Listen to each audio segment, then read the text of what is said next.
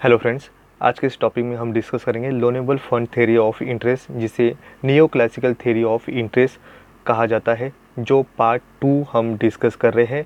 इसके पहले वाले पार्ट में हमने डिस्कस किया था इंट्रोडक्शन, एग्जैक्टली ये loanable fund theory of interest exactly क्या है और किस तरह से नट विक्सेल ने इसे डेवलप किया था और किस तरह से उनके बाद कई इकोनॉमिक्स ने अपने यहाँ पे कंट्रीब्यूशन इस थ्योरी को पॉलिश करते हुए दिखाई दिए हैं, जिसमें बार्टिल, ओहलिन, एरिक लिंडाल, जिन्नर, मिर्डल और प्रोफेसर रॉबर्टसन, जे विनर, इन कई इकोनॉमिक्स ने इस थ्योरी को किस तरह से यहाँ पे पॉलिश किया और किस तरह से loanable fund theory of interest को किस तरह से इम्पोर्टेंट यहाँ पे रोल देती है, इनकी कंट्रीब्यूशन यहाँ पे इम्पोर्टेंट रोल निभाती है। और उसी के साथ हमने देखा कि किस तरह से यहाँ पे theories of rate of interest यहाँ पे इम्पोर्टेंट है, जहाँ पे कई यहाँ पे इकोनॉमिक्स अपनी अपनी सोच अपनी अपनी एनालाइज पे यहाँ पे थियरीज यहाँ पे डेवलप की गई है रेट ऑफ इंटरेस्ट पे।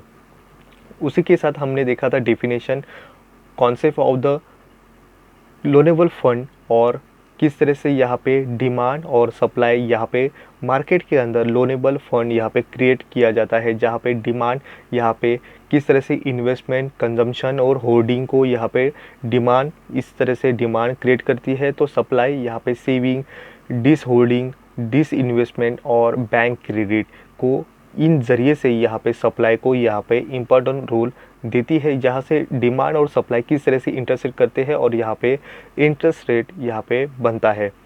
तो यहाँ पे हमने देखा कि उसके बाद अजम्पशन इस थ्योरी पे क्या अजम्पशन पे यहाँ पे बेस करती है, तो ये ऐसे पॉइंट को हमने देखे यहाँ पे पार्ट 1 यहाँ पे हमने कंप्लीट किया था। और पार्ट 2 में हम देखेंगे कि ये डिमांड और सप्लाई किस तरह से यहाँ पे इंटरसेक्ट करते हैं और यहाँ पे बनता है और डिटरमिन करता है। और यहाँ पे उसके बाद हम देखेंगे कि किस तरह से कंपैरिजनली यहाँ पे classical theory of rate of interest और उसके बाद loanable fund theory of interest, इनमें क्या डिफरेंस है और किस तरह से यहाँ पे loanable fund theory of interest ये मेरिट और क्रिटिस किए गए हैं, ये भी हम इस पार्ट 2 में देखेंगे। तो हम पार्ट 2 में डायग्राम, मेरिट्स और क्रिटिस, इन 3 टॉपिक को डिस्कस करने वाले हैं।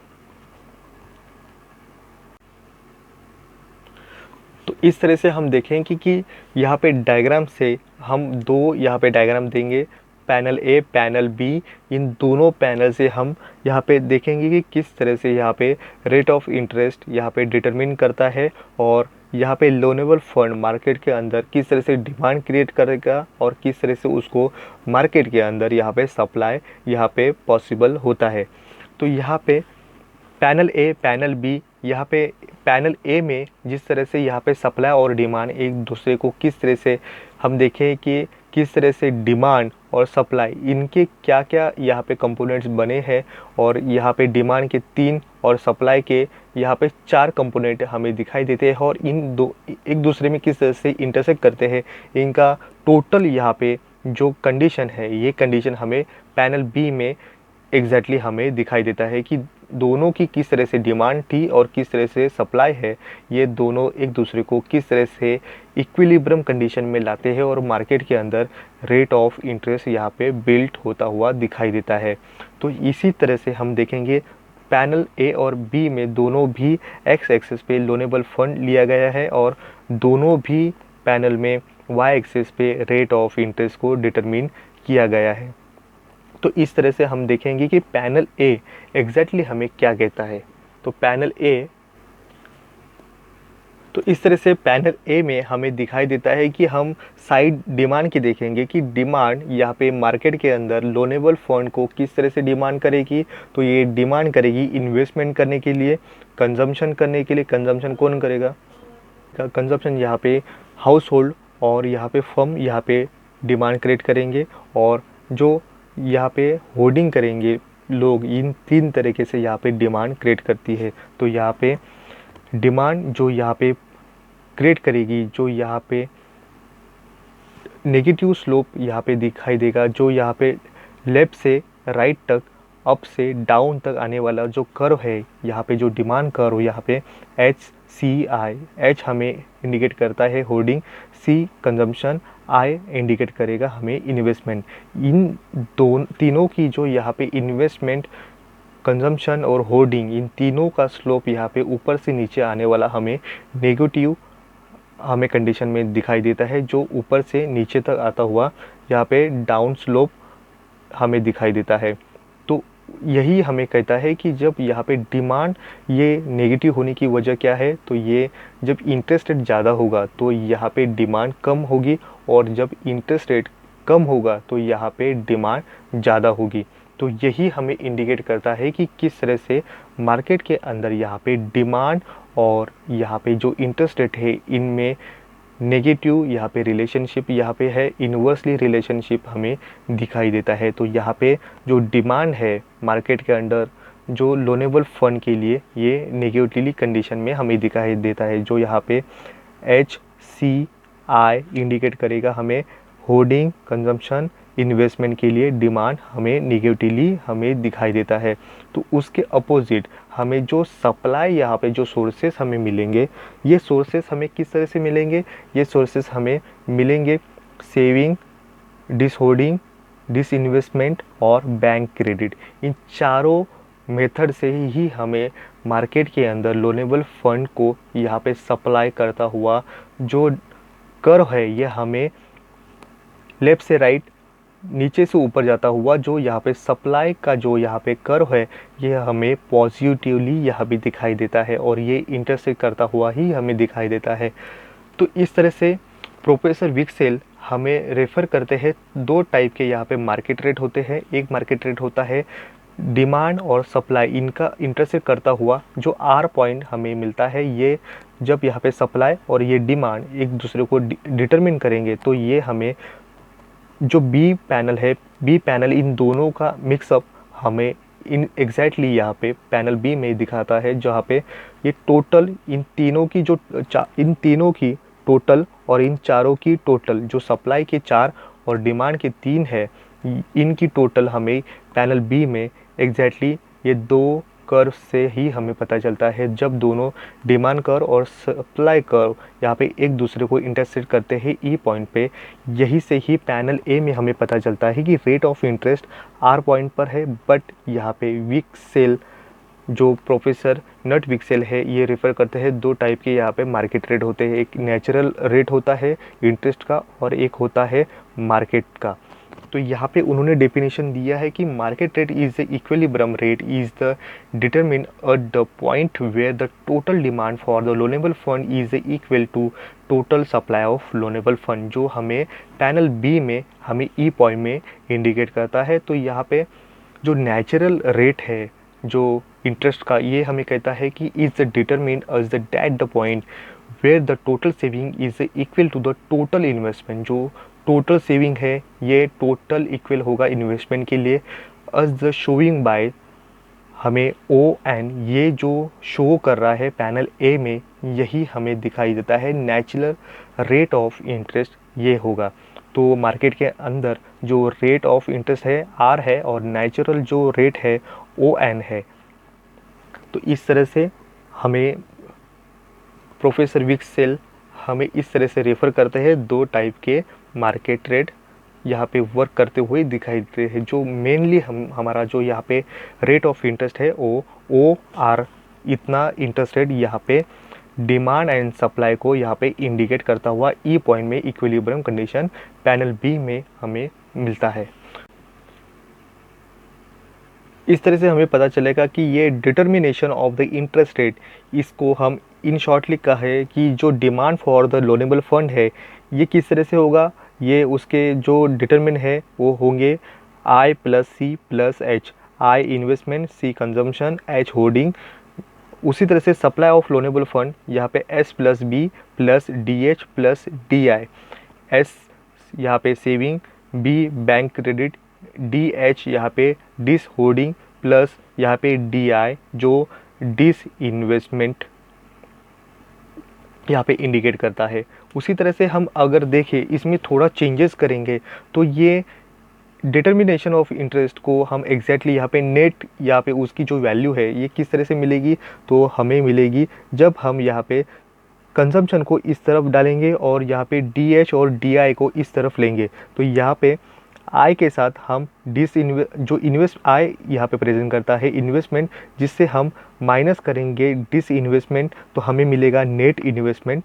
उसी तरह से हम यहाँ पे जो एच है, एच को हम एच जो हमें होर्डिंग है, ये होर्डिंग होर्डिंग से हम माइनस करेंगे डिस होर्डिंग, तो हमें पता चलेगा, तो मिलेगा हमें नेट होर्डिंग, जो एग्जैक्टली हमारे पास क्या होर्डिंग है और जहाँ पे नेट इन्वेस्टमेंट हमारे एग्जैक्टली हमारे पास क्या है। उसी तरह से यहाँ पे जो डिमांड जो लोनेबल फंड है एग्जैक्टली हमें ये मिलता है। तो यहाँ पे सप्लाई साइड में हमें क्या मिलेगा, जब हमने यहाँ पे सी को यहाँ पे कन्वर्ट किया और यहाँ पे लेने के साथ साथ हमें पता चलता है कि जब हम सेविंग से माइनस करेंगे हमारा कंजम्पशन, तो हमें मिलेगा नेट सेविंग और प्लस बी। तो बी हमें प्रेजेंट करता है बैंक क्रेडिट। यहाँ पे बैंक क्रेडिट को यहाँ पे इस तरह से हमें पता चलता है कि इनकी जो सप्लाई ऑफ लोनेबल फंड ये एग्जैक्टली हमें नेट सेविंग और बैंक क्रेडिट इससे मिलेगी। तो इस तरह से यहाँ पे डिमांड फॉर लोनेबल फंड और सप्लाई ऑफ लोनेबल फंड, इन दोनों का जब इक्विलिब्रियम कंडीशन हमें ई पॉइंट में मिलेगा, तो इससे ही हमें रेट ऑफ इंटरेस्ट पता चलता है। हमारा नेक्स्ट पॉइंट बनता है merits of the loanable fund theory of interest. ये थ्योरी डेवलप की गई थी एग्जैक्टली यहाँ पे जो classical theory of rate of interest, इनमें कुछ लिमिटेशन थे और इस लिमिटेशन को यहाँ पे जब बदलते समय के साथ यहाँ पे फुलफ़िल करना इम्पॉसिबल हुआ, तब ये नेट विक्सिल इन्होंने ये डेवलप की गई थी और उन्हें कई यहाँ पे इकोनॉमिक्स ने इसको पॉलिश भी किया गया है। तो यहाँ पे क्लासिकल थ्योरी से ये बेटर यहाँ पे loanable fund theory of rate of interest यहाँ पे इम्पोर्टेंट रोल निभाती है, जहाँ पे इनमें कुछ ऐसे पॉइंट ऑफ व्यू है जहाँ पे ये लोनेबल फंड थ्योरी यहाँ पे क्लासिकल थ्योरी से यहाँ पे इम्प्रूवमेंटली यहाँ पे आगे जाती हुई दिखाई देती है। जिसमें यहाँ पे फर्स्ट पॉइंट हमें दिखाई देता है consideration of the monetary factor. यहाँ पे मनी को इम्पोर्टेंट माना गया था, जहाँ पे क्लासिकल थ्योरी में यहाँ पे बार्टर सिस्टम को इम्पोर्टेंट माना गया था। सेकेंड पॉइंट हमारा बनता है यूज़ ऑफ बैंक मनी। यहाँ पे बैंक मनी को इम्पोर्टेंट माना जाता है, जहाँ पे क्लासिकल थ्योरी में यहाँ पे बैंक मनी को इग्नोर किया गया था।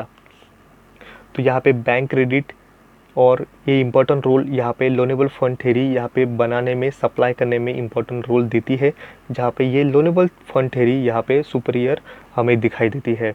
तो थर्ड पॉइंट बनता है focus on hoarding and dis hoarding. इस कॉन्सेप्ट में हमें पता चलता है कि जिस तरह से यहाँ पे होर्डिंग और डिस होर्डिंग इन सिचुएशन से भी यहाँ पे लोनेबल फंड थ्योरी यहाँ पे इम्पैक्ट करती हुई दिखाई देती है, जहाँ पे डिमांड और सप्लाई इनमें होर्डिंग और डिस होर्डिंग सिचुएशन को किस तरह से रोल इम्पोर्टेंट दिया है, ये लोनेबल फंड थ्योरी में हमें पता चलता है।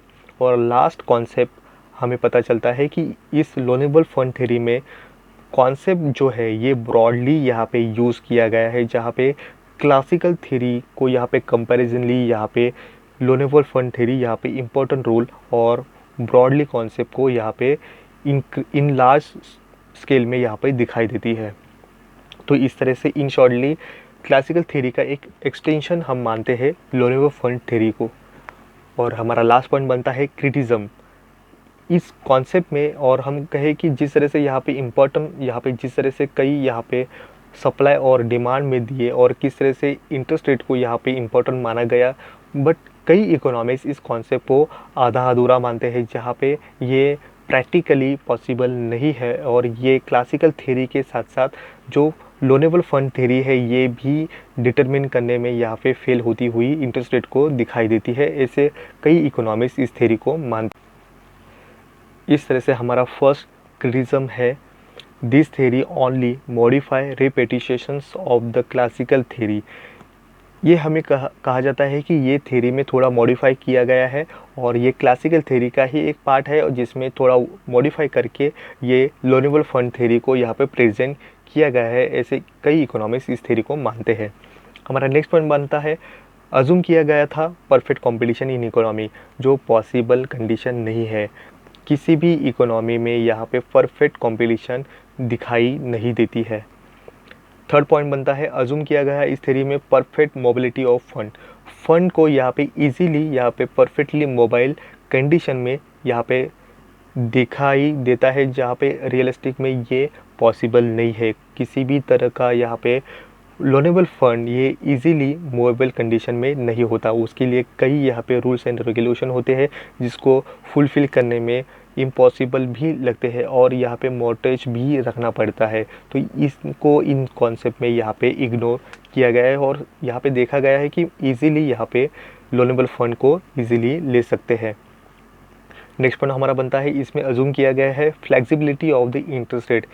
इंटरेस्ट रेट की फ्लेक्सिबिलिटी कंडीशन में दिखाई देती है, बट रियलिस्टिक में यहाँ पे फ्लेक्सिबिलिटी इस कंडीशन में यहाँ पे स्टेबल हर कोई भी कंट्री की गवर्नमेंट यहाँ पे जो इंटरेस्ट रेट है इसे फ्लेक्सिबल कंडीशन में नहीं रखती है।